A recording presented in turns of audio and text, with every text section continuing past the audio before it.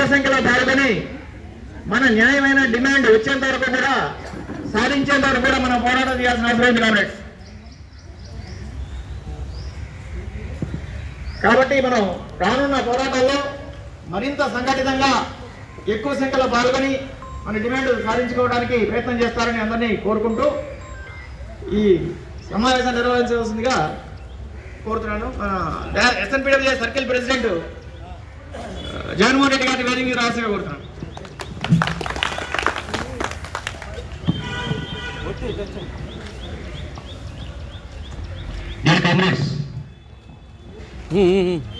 రెండో విడతలో భాగంగా ఈరోజు జాయింట్ ఫోరం తరఫున తెలంగాణ సీసీ ఆఫీస్ ముందు ధర్నా ప్రోగ్రాం అరేంజ్ చేయడం జరిగింది.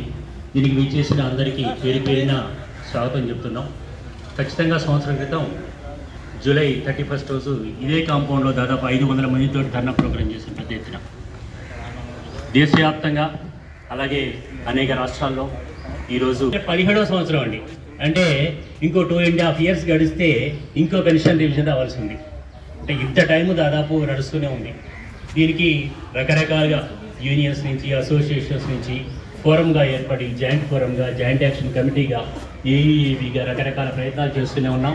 అయినా కూడా ఈ ప్రయత్నాలు ఈ రోజు వరకు కూడా సఫలీకృతం కాలేదు. అందులో భాగంగా ఈరోజు మళ్ళీ హైదరాబాద్ నుంచి వేరే డిస్ట్రిక్ట్ నుంచి కూడా ఎవరైనా వచ్చి ఉంటే వాళ్ళందరూ కూడా స్వాగతం చెప్తున్నాను. ఈ కార్యక్రమంలో పెన్షన్ రివిజన్ 1/10/2017 నుంచి జరగాలి. మనకి 7 ఏళ్ళు అయిపోయింది. ఇప్పుడు జగన్మోహన్ రెడ్డి చెప్పినట్టు ఇంకో 2 ఏళ్ళు అయితే మళ్ళీ ఇంకో పెన్షన్ రివిజన్ కూడా వస్తుందని చెప్పారు. అంటే టైం వస్తుందని, పెన్షన్ రివిజన్ వస్తుందని కాదు. అయితే ఈ ఇంతమంది గవర్నమెంట్ ఉన్నప్పుడు మనకేం చెప్పారంటే పెన్షన్ని పే రీజన్తో డీలింగ్ చేస్తామండి, చేసి మీకు పెన్షన్ రివిజన్ చేయడానికి మేము ప్రయత్నం చేస్తామని చెప్పి అప్పుడున్న మంత్రి గారు చెప్పడం మనకి అందరికీ తెలిసిన విషయమే. టైం గడిచింది. అనేక చోట్ల ఆయన ఢిల్లీ అల్టిమేట్ మీ ఫైల్ మీద సంతకం పెట్టేస్తాను అనేక సార్లు చెప్పాడు ఆయన. వైష్ణవ్ గారు, ఆయన అశ్విని వైష్ణవ్. ఆయన ఢిల్లీ వెళ్ళాడు, సంతకం మాత్రం పెట్టలేదు, ఏ ఫైల్ మీద సంతకం పెట్టలేదు. చివరికి కోర్టుకి వెళ్ళారు, మనకి అగైనెస్ట్గా కోర్టుకి వెళ్ళారు. ప్రిన్సిపల్ గారు ఢిల్లీ చెప్పింది పెన్షన్ రివిజన్ చేయండి అని చెప్పింది. మళ్ళీ హైకోర్టుకి వెళ్ళారు. హైకోర్టులో కూడా వాళ్ళది ఇంకా వాళ్ళ అప్పీల్ ఇంకా అడ్మిట్ అయిందో ఇంకా అవ్వలేదు, కూడా ఇంకా అడ్మిట్ కూడా అవ్వలేదు. కానీ గవర్నమెంట్ మాత్రం చాలా నిక్కచ్చిగా ఏంటంటే పెన్షన్ రివిజన్ చేయకుండా ఉండడానికి ప్రయత్నం చేస్తుందేమో అనిపిస్తుంది మనకి. అంటే వాళ్ళు చేసే పనులు బట్టి మనకి అలా అనిపిస్తోంది.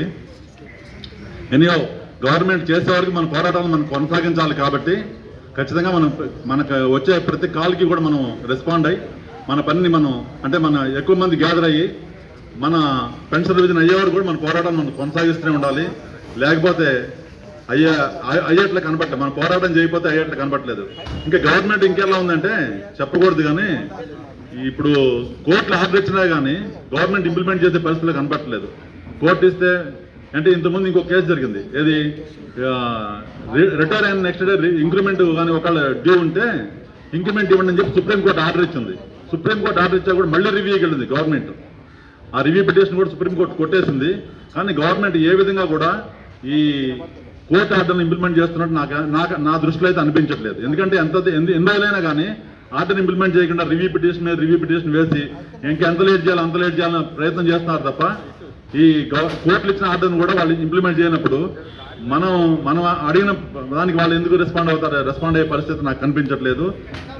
ఏ విధంగా అయినా సరే మన పోరాటాలు మనం కొనసాగిస్తూనే ఉండాలి. ఎందుకంటే మన పెన్షన్ రివిజన్ అనేది మన హక్కు. కాబట్టి వాళ్ళు గవర్నమెంట్ 37A ఆర్డర్ ప్రకారం మనకి పెన్షన్ రివిజన్ సెంట్రల్ గవర్నమెంట్ ఎంప్లాయీస్తో సమానమైన అధికార హక్కులను మనకు కల్పిస్తామని చెప్పారు కూడా ఇంతకుముందు.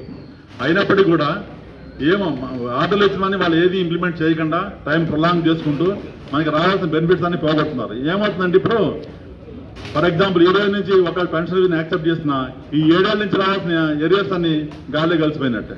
మనకి ఏది ఒక పైసా కూడా రానివ్వకుండా చేస్తారు. ఇలా చేసి ఇంతమంది కూడా అట్లా చేసి మన పేరు వచ్చినప్పుడు కూడా ఏరియాస్ ఇవ్వలేదు, అట్లా చేస్తారు. ఇదే గవర్నమెంట్ టాక్టిక్స్ చేసి మనకి ఎంప్లాయీస్ అందరికీ పెన్షనర్స్ అందరికీ కూడా నష్టం జరిగే విధంగానే గవర్నమెంట్ ప్లాన్ చేస్తుంది. అందుకని మన పోరాటాలు మనం ఖచ్చితంగా కొనసాగిస్తూనే ఉండాలి. సాధించే వరకు కూడా మన సెంట్రల్ హెడ్ క్వార్టర్ నుంచి వచ్చే మనకి అన్ని కాల్స్ని కూడా మనం అటెండ్ చేసి దానికి ఎక్కువ మంది వచ్చేలా మనం చూసుకొని ప్రోగ్రామ్కి మన ఏదో వచ్చిన వాళ్ళే వస్తుంటారు, ఎప్పుడో వచ్చిన వాళ్ళు